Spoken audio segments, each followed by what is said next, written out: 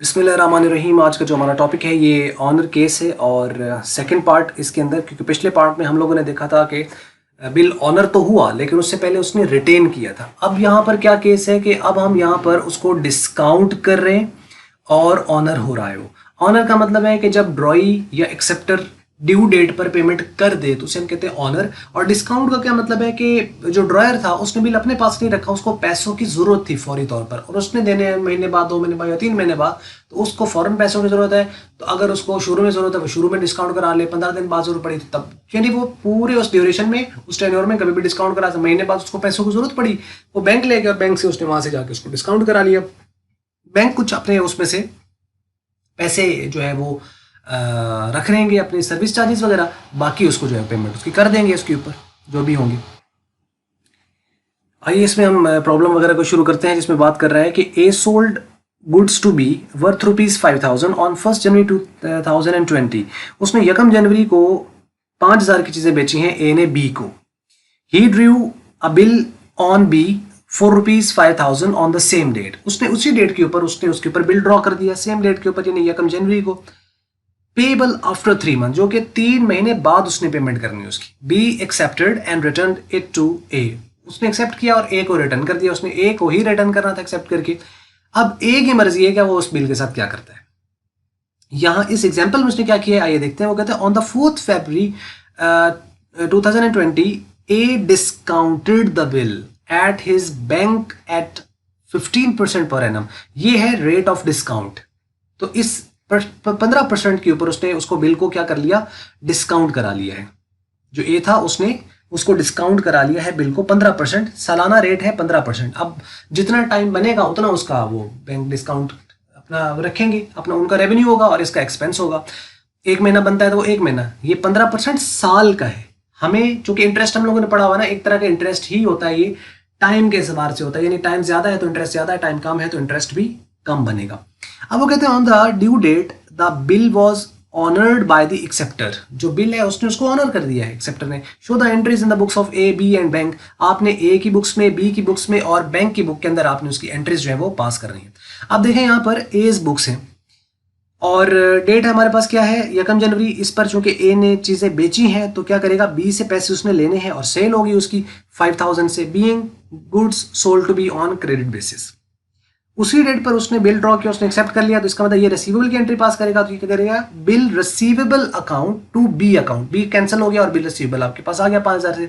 अब इसने 4 फरवरी को जाकर इसने डिस्काउंट करा लिया, मतलब 1 महीने बाद। 3 ऊपर दिन है वो इसने रख लिया अपने पास, यानी ग्रेस डेज जो थे। अब ये डिस्काउंट हुआ है जाके 4 फरवरी को, याद है ना, 4 फरवरी को उसने डिस्काउंट कराया। अब इसकी ये जो रकम है किस तरीके से है, बिल तो इसके पास है चला जाएगा ना, क्योंकि बिल तो अब इसके पास था। अब ये जब वो डिस्काउंट कराया गया तो यही वाला बिल किसके पास चला जाएगा, बैंक के पास। तो क्या करेगा, बिल को पहले इसका एसेट था, अब एसेट कम हुआ, एसेट कम हुआ तो क्रेडिट हो जाएगा।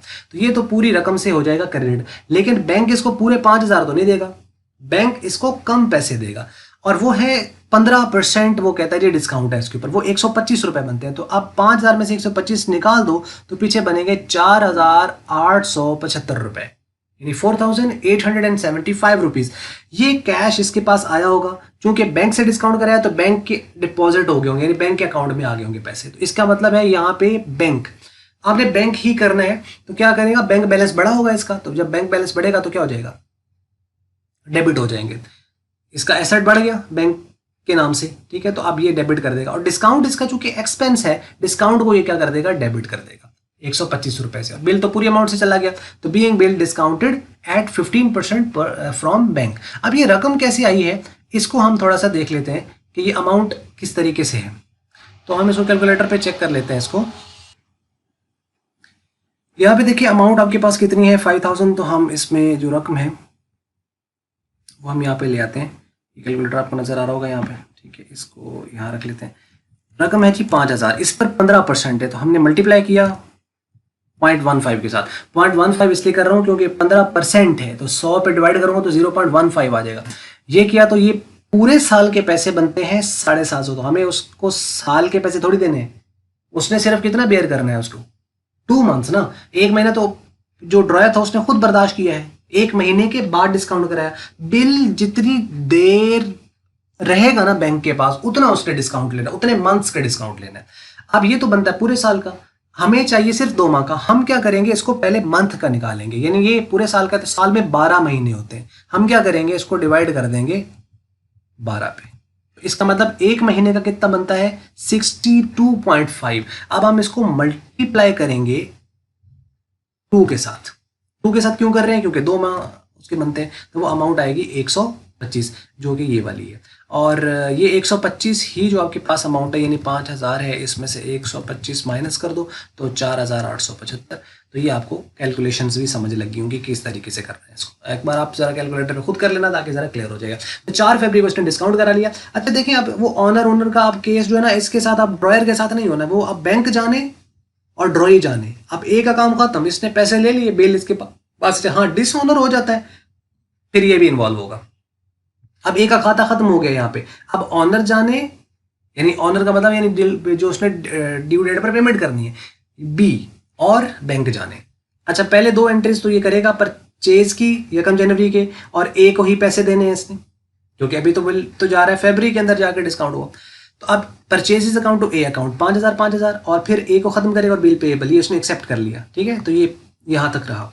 अब इसका क्या 4 फरवरी वाली जो ट्रांजैक्शन ये हुई है, इसके साथ क्या बी का कोई ताल्लुक है? डिस्काउंट कराया ए ने, और किससे कराया, बैंक से, मतलब इसमें बी तो कोई नहीं है, तो इसका मतलब बी की बुक्स इससे इफेक्ट नहीं होगी। तो मतलब डिस्काउंट कराने का इंपैक्ट ड्रॉई पर नहीं होता, उसकी बुक्स पे किसी तरह का कोई चेंज नहीं आएगा। डिस्काउंट कराने का इंपैक्ट सिर्फ और सिर्फ किस पर होगा, एक बैंक की बुक्स में और एक ड्रॉयर जिसके पास बिल है। ड्रॉयर हो सकता है ऑब्वियसली उसी के पास बिल होता, हो सकता है एंडोर्स हो गया हो, और एंडोर्सी जो है वो जाके डिस्काउंट करा ले। मतलब जो भी डिस्काउंट कराएगा उसकी बुक्स और बैंक की बुक्स वो इंपैक्ट होंगी। तो ये बात समझ लगी होगी। तो मतलब इस एंट्री का, इस ट्रांजैक्शन का बी के साथ कोई ताल्लुक नहीं है। हाँ ड्यू डेट आएगी, ड्यू डेट पर इसने करेगा पेमेंट, तो ये क्या करेगा, कैश इसका कम हो जाएगा सीधा सीधा, और बिल पेएबल जो है वो यहां पर खत्म हो जाएगा। लाइबिलिटी थी इसके ऊपर, और लाइबिलिटी कम हो तो क्या हो जाती है, डेबिट हो जाती है। तो लाइबिलिटी कम हुई तो ये डेबिट हो गई। यहाँ पे 5000 इसने पूरी पेमेंट करनी है उसको, ठीक है, जितनी वो बनती है उसकी, क्योंकि इसने 5000 चीजें खरीदी, 5000 का बिल एक्सेप्ट किया, तो पेमेंट भी कितने की करेगा, 5000 रुपए की टोटल अमाउंट से। अब इसका खाता, और ये डेट क्या आएगी, इसकी ड्यू डेट अप्रैल 4, ठीक है। तो इस पर इसने इसकी पेमेंट कर दी। अब आ जाए हम जी बैंक के ऊपर। बैंक्स की बुक्स ये हैं। अच्छा देखें, अब जनवरी की जो 2 ट्रांजैक्शन है उनके साथ तो बैंक का कोई ताल्लुक ही नहीं है, मतलब परचेज और सेल और बिल के ड्रॉ और एक्सेप्ट, उसके साथ तो बैंक का ताल्लुक ही नहीं। बैंक का रिलेशन बना कब, फरवरी की 3 तारीख को, जिस दिन ड्रॉयर जो है यानी ए उसने आके डिस्काउंट कराया। तो मतलब ये डेट कौन सी लिखेगा, वो डेट लिखेगा जिस डेट पर उसको डिस्काउंट हुआ है। अब इसके पास क्या आया, उसने बिल दिया, इसके पास बिल आया, उसने बिल दिया, इसने बिल ले लिया। अब ये क्या करेगा, बिल रिसीवेबल अकाउंट को, जो कि अब इसका एसेट बन गया है, बैंक का एसेट बन गया है, डेबिट करेगा पूरी रकम से। लेकिन पेमेंट इसने ए के अकाउंट में कितनी की है, एक अकाउंट यहां पे क्यों क्रेडिट हो रहा है, क्योंकि ए इसका कस्टमर है और उसने कस्टमर के अकाउंट में अमाउंट क्रेडिट कर दी है। मतलब ये उन पर लाइबिलिटी बन गई बैंक पर। तो लाइबिलिटी कितनी बनी है, 4875, और बाकी डिस्काउंट जो है इसका रेवेन्यू है, इसी वजह से ये यहां पर क्रेडिट हुआ है।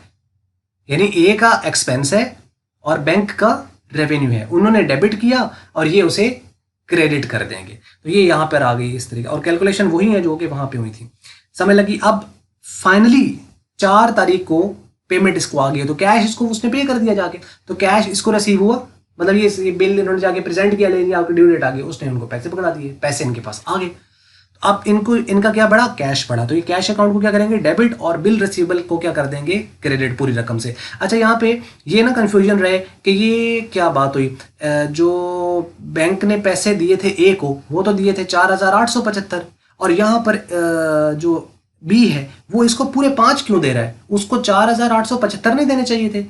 4875 जो बैंक ने दिए हैं उसमें बैंक ने अपना रेवेन्यू भी तो रखना था ना।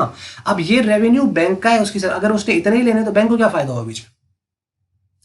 बैंक ने वो जो बीच में 2 माह जो है अपने बिल को अपने पास रखा है, उसी के तो वो चार्जेस ले रहा है 125 रुपए, ये वो 125 भी इसी से लेगा और ये वाले पैसे भी इसी से लेगा। मतलब उसने, बैंक ने पूरे पैसे लेने हैं उससे, इसके अंदर नहीं है, मतलब जितने का बिल है उतनी वो पेमेंट ले लेगा, जिसके अंदर 4875 तो उसका वो पैसा हो गया ना, और 125 जो उसने ऊपर रिसीव किए हैं वो उसका रेवेन्यू हो गया, तो बात यहाँ पर खत्म हो जाती है। तो ये बात यकीनन आपको समझ लगी होगी इस हवाले से। तो ये था डिस्काउंट एंड ऑनर, और ये इसके चांसेस काफ़ी होते हैं आईकॉम वालों के लिए कि ये पेपर में आ जाए। इसको अच्छी तरह देख लीजिएगा। और इसकी जो प्रॉब्लम है वो आपके पास जो दूसरी प्रॉब्लम है इसमें, वो इसी की प्रॉब्लम है, उसको मैं बता देता हूँ यहाँ से। फर्स्ट प्रॉब्लम पिछले केस के ऊपर थी, वो रिटेन एंड ऑनर की है। जो दूसरी प्रॉब्लम है, प्रॉब्लम नंबर 2, जिसके अंदर वो कहता है ए ड्रॉस bill for 2000 on B, who accept and return it to A on the same date. A discounted the bill with his banker for rupees 1950 and bill is finally honored by the B. ये वाली जो problem है, अब ये इसी base पर आप कर सकते हैं अगर आपने ये समझ ली है तो आगे उसने एंट्रीज पूछी हुई हैं ए, बी और बैंक के अंदर, तो ये आप कर लोगे। तो तीसरी प्रॉब्लम एंडोर्समेंट की है, चौथी उसकी सेंड फॉर कलेक्शन की, और पांचवी जो है उसमें उसने 2 बिल दे दिए हैं, दोनों ऑनर हो रहे हैं, और छठी जो है उसके अंदर सारे केस उसने एक साथ इकट्ठे कर दिए। तो मतलब पहली जो 6 प्रॉब्लम्स होंगी ये ऑनर की हैं। तो अब ये केस आप इसी तरह देखते जाइए और साथ साथ इंशाल्लाह आपकी भी प्रॉब्लम्स वगैरह कवर होती चली जाएंगी। ये थी वीडियो। अगर आपको मल्टीपीडिया की वीडियो अच्छी लगे तो उसको आप लाइक कर लें, शेयर कर लें दूसरों के साथ। अगर आपको अच्छी नहीं लगी इसको आप डिसलाइक कर दें। वीडियो देखने का शुक्रिया।